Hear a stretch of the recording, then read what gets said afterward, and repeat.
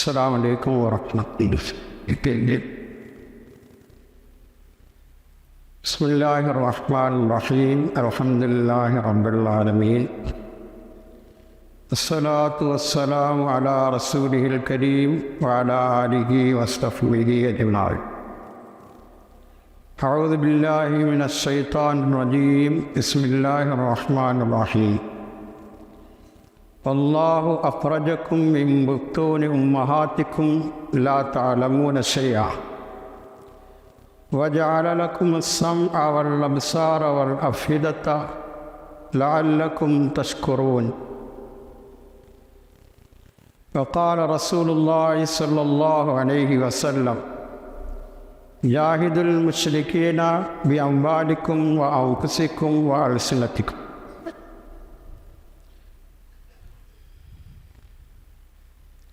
ബഹുമാനപ്പെട്ട ഉസ്താദന്മാരെ, സ്നേഹനിധികളായ വിദ്യാർത്ഥികളെ, അള്ളാഹുവിൻ്റെ മഹത്തായ അനുഗ്രഹത്താൽ ഈ വർഷത്തെ മുസാബഖ തനാഫുസ് എന്ന് ആരംഭിക്കുകയാണ്. 2-2.5 ദിവസം നീണ്ടു നിൽക്കുന്ന ഈ മുസാബഖയിലൂടെ നമുക്ക് ദീനിൻ്റെ പ്രബോധനത്തിന് ആവശ്യമായ എല്ലാ കഴിവുകളും നേടിയെടുക്കേണ്ടതായിട്ടുണ്ട്. അല്ലാഹു സുബ്ഹാനഹു വ തആല മനുഷ്യനെ സൃഷ്ടിച്ചതിനെ കുറിച്ച് പറയുന്നുണ്ട്. വല്ലാഹു അഖ്റജക്കും മിൻ ബുത്തൂനി ഉമ്മഹാത്തിക്കും ലാ തഅലമൂന ശൈഅ. നിങ്ങളുടെ ഉമ്മമാരുടെ ഉദരങ്ങളിൽ നിന്നും നിങ്ങളെ അള്ളാഹു പുറത്തേക്ക് കൊണ്ടുവരുമ്പോൾ നിങ്ങൾക്ക് ഒന്നും അറിയില്ലായിരുന്നു. ഇപ്പം എല്ലാം അറിയാത്തവരായി, ഒന്നും അറിയാത്തവരായിട്ടാണ് ഈ ലോകത്തേക്ക് നാം ഓരോരുത്തരും ജനിച്ചു വീഴുന്നത്. പിന്നീട് ഓരോ ദിവസങ്ങൾ കഴിയുന്തോറും ഓരോ കാര്യങ്ങൾ, പുതിയ പുതിയ കാര്യങ്ങൾ നാം അറിഞ്ഞുകൊണ്ടിരിക്കുകയാണ്.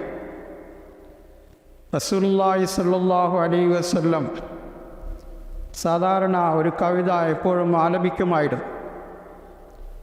തുബ്ദീ ലക്കൽ അയ്യാമു മാ കുന്ത ജാഹില വയഅതീക ബിൽ അഖ്ബാരി മൻ ലം തുസവ്വിദി.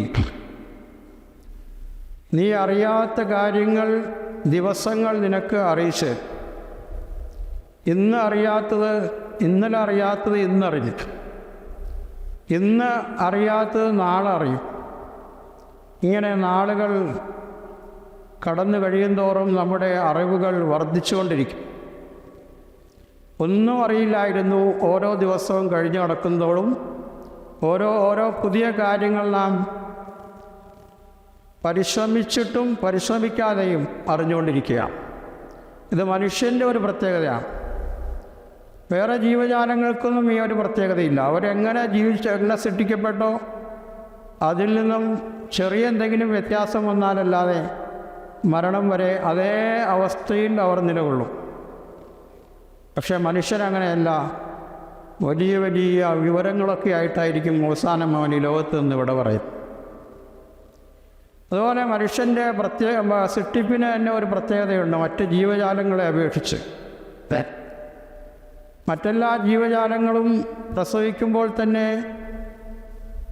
അവരെ ജനിച്ചു വീഴുമ്പോൾ തന്നെ സ്വന്തമായി എല്ലാം ചെയ്യാൻ പറ്റുന്ന ഒരവസ്ഥയിലാണല്ലോ.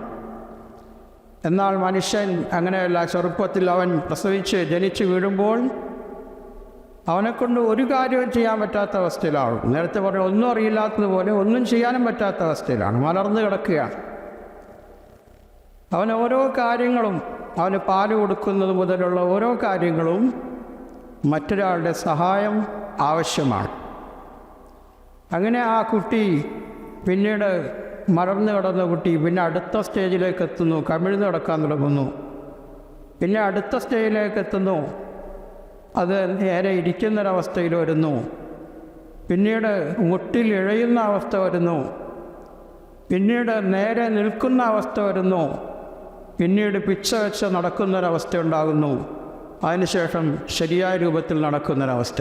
ഇങ്ങനെ പല ഘട്ടങ്ങൾ കഴിഞ്ഞാണ് അവൻ ഓരോ ഘട്ടങ്ങൾ കഴിഞ്ഞാണ് അവൻ മുന്നേറിക്കൊണ്ടിരിക്കുക.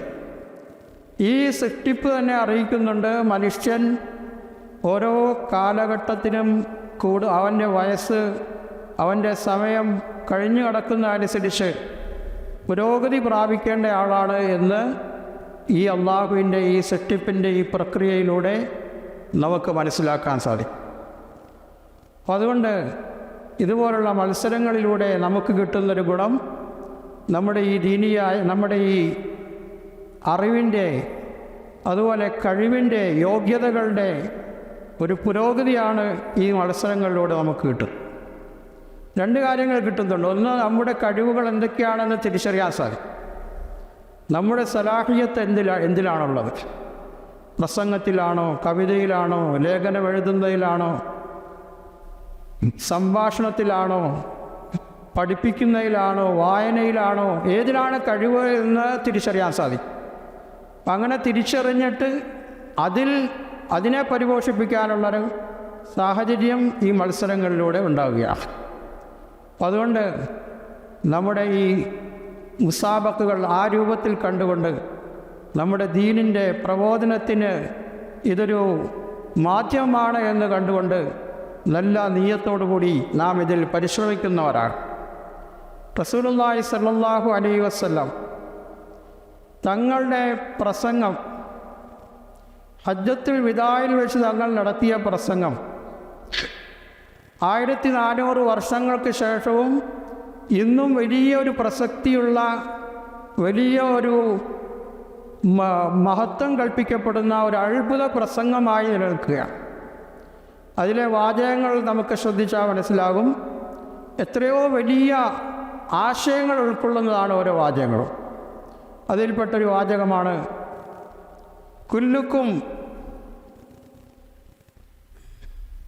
അതിൽപ്പെട്ടൊരു വാചകം ഇപ്രകാരമാണ്: കുല്ലുൽ മുഅ്മിനി അലൽ മുഅ്മിനി ഹറാം ഇർലുഹു വമാലുഹു ദമുഹു വമാലുഹു വഇർലുഹു.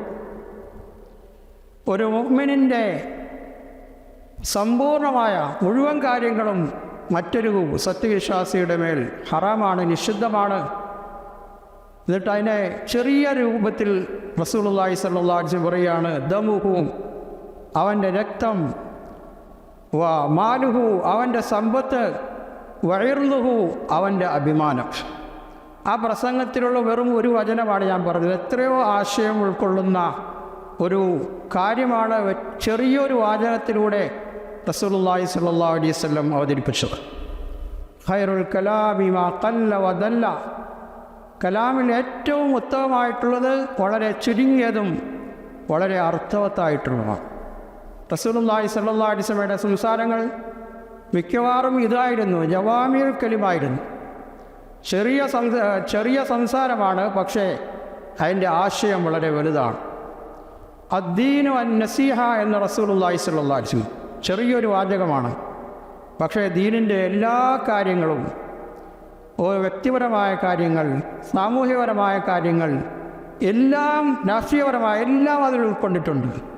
അങ്ങനത്തെ ഒരു വാചകമാണ് റസൂലുള്ളാഹി സ്വല്ലല്ലാഹു അലൈഹി വസല്ലം ഈ ഹദീസിലൂടെ പറഞ്ഞത്. ഒരിക്കൽ അബൂ ഹുറൈറ റളിയല്ലാഹു അൻഹുവിൻ്റെ കയ്യിൽ ഓരോ വിരലുകൾ മടക്കി റസൂലുള്ളാഹി സ്വല്ലല്ലാഹു അലൈഹി വസല്ലം 5 നിർദ്ദേശങ്ങൾ കൊടുക്കുകയുണ്ടായി. അതിലൊന്ന്, ഇത്തഖിൽ മഹാരിം തകുൻ അഅബദൻ നാസ്. നീ ഹറാമുകളെ തൊട്ട് സൂക്ഷിക്കണം, എന്നാൽ നിനക്ക് ജനങ്ങളിൽ ഏറ്റവും വലിയ ആബിദായി തീരാൻ സാധിക്കും എന്ന് റസൂലുള്ളാഹി സ്വല്ലല്ലാഹു അലൈഹി വസല്ലം. എത്രയോ ആശയം ഉൾക്കൊള്ളുന്നൊരു വാക്കാണ് ആ പറഞ്ഞത്. ഇത്തഖിൽ മഹാരിം തകുൻ അഅബദൻ നാസ് വർള ബിമാ ഖസമല്ലാഹു ലക് തകുൻ അഗ്നൻ നാസ്. അള്ളാഹു നിനക്ക് വീതിച്ചു തന്നതുകൊണ്ട് നീ തൃപ്തിപ്പെടുക, നീ ജനങ്ങളിൽ ഏറ്റവും വലിയ ധന്യനായിത്തീരും, സമ്പന്നനായിത്തീരുമെന്ന് റസൂലുള്ളാഹി സ്വല്ലല്ലാഹു അലൈഹി വസല്ലം പറയുകയുണ്ടായി.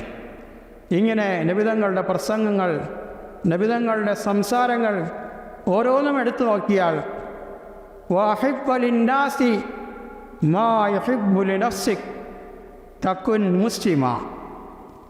വഅഹ്സിൻ ഇലാ ജാരിക് തക്കുൻ മുഅ്മിന എന്ന് തുടങ്ങിയ വാചകങ്ങൾ അബൂ ഹുറൈറ റളിയല്ലാഹു അൻഹുവിൻ്റെ ഓരോ വിരലുകൾ മടക്കി റസൂലുള്ളാഹി സ്വല്ലല്ലാഹു അലൈഹി വസല്ലം പറഞ്ഞു കൊടുക്കുകയാണ്. അവസാനമായി പറഞ്ഞു, വലാ തുക്സിരിൽ ലിഹ്ക ഫഇന്ന കസ്റത്തൽ ലിഹ്കി തുമീത്തുൽ ഖൽബ്.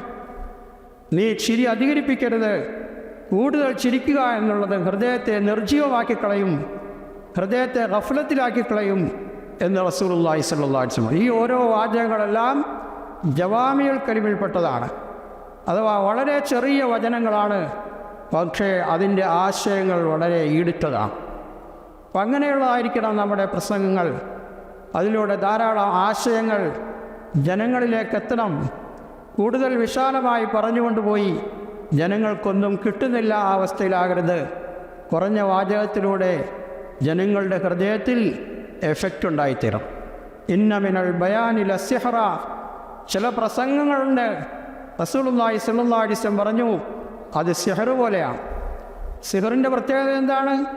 ഒരാളുടെ ഹൃദയത്തെ ഒരവസ്ഥയിൽ നിന്ന് വേറൊരവസ്ഥയിലേക്ക് മാറ്റും. അങ്ങനെ മാറ്റാൻ പറ്റുന്ന ഉതകുന്ന പ്രസംഗങ്ങളുണ്ട് എന്ന് റസൂലുള്ളാഹി സ്വല്ലല്ലാഹു അലൈഹി വസല്ലം പറയുന്നു. അങ്ങനെ നമ്മുടെ പ്രസംഗങ്ങളിലൂടെ ബാത്തിലിൻ്റെ വശം, ബാത്തില് അടിഞ്ഞുകൂടിയ ഹൃദയങ്ങളെ ബാത്തിലിൽ നിന്നും വേർതിരിച്ച് അവിടെ നിന്നും നീക്കം ചെയ്ത് ഹക്കിലേക്ക് കൊണ്ടുവരാൻ സാധിക്കുന്ന പ്രസംഗങ്ങളായിത്തീരും. അതുപോലെ നമ്മുടെ കവിതകളാണെങ്കിലും ലേഖനങ്ങളാണെങ്കിലും റസൂലുള്ളാഹി സ്വല്ലല്ലാഹു അലൈഹി വസല്ലം സഹാബാക്കളുമായി യുദ്ധത്തിന് പുറപ്പെടുമ്പോൾ ഒരു സഹാബി ചില കവിതകൾ ആലപിച്ചു. അപ്പോൾ ഉമർ റളിയല്ലാഹു അൻഹുവിന് ഇഷ്ടപ്പെട്ടില്ല. തങ്ങളുടെ മുമ്പിലാണോ ഈ കവിത ആലപിക്കുന്നതെന്ന് ചോദിച്ചപ്പോൾ തങ്ങൾ പറയുകയുണ്ടായി, അദ്ദേഹം പാടിക്കൊള്ളട്ടെ, ആ കവിത നമ്മുടെ ആയുധങ്ങളെക്കാൾ, അമ്പുകളെക്കാൾ ശത്രുക്കളുടെ മേൽ പ്രഹരമേൽപ്പിക്കുന്നതാണ് എന്ന് റസൂലുള്ളാഹി സ്വല്ലല്ലാഹു അലൈഹി വസല്ലം പറയുന്നു. ആ കവിതകൾക്ക് അതിന് വലിയ ശക്തിയുണ്ട്. ഖന്തക്ക് യുദ്ധത്തിൽ വലിയ പട്ടിണിയിലാണ് സഹാബാക്കൾ. അപ്പോൾ അവരുടെ ആവേശം കിട്ടാൻ വേണ്ടി ഒരു പാടി, നഹ്നുല്ലദീന ബായഉ മുഹമ്മദ അലൽ ജിഹാദി മാ ബഖീന അബദ എന്ന കവിത ഒരു ചൊല്ലി. നമ്മൾ അള്ളാഹുവിൻ്റെ മേൽ പ്രതിജ്ഞ എടുത്തവരാണ്, ഞങ്ങൾ മരിക്കുന്നിടത്തോളം കാലം ജിഹാദ് ചെയ്തേക്കാമെന്ന്. അപ്പോൾ റസൂലുള്ളാഹി സ്വല്ലല്ലാഹു അലൈഹി വസല്ലം അവരെ ആവേശം കൊള്ളിക്കാൻ വേണ്ടി പാടി, അല്ലാഹുമ്മ ലാ ഐശ ഇല്ലാ ഐശൽ ആഖിറ ഫഗ്ഫിരിൽ അൻസാറ വൽ മുഹാജിറ. അള്ളാഹുവേ, യഥാർത്ഥ ജീവിതം ആഖിറത്തിൻ്റെ ജീവിതമാണ്, അതുകൊണ്ട് ഈ അൻസാരികൾക്കും മുഹാജിരികൾക്കും നീ പുറത്തു കൊടുക്കണേ എന്ന് റസൂലുള്ളാഹി സ്വല്ലല്ലാഹു. അവ പട്ടിണിയെല്ലാം മറന്നുകൊണ്ട് ഈ ആവേശത്തിൽ അവർക്ക് കിടങ്ങുകൾ കുഴിക്കാൻ സാധിച്ചു. അതുകൊണ്ട് ഈ നിലയിൽ നമ്മുടെ പ്രസംഗങ്ങളും കവിതകളും നമുക്കും നമ്മുടെ ദീനിനും ജനങ്ങൾക്കെല്ലാം പ്രയോജനപ്രദമായി തീരണം.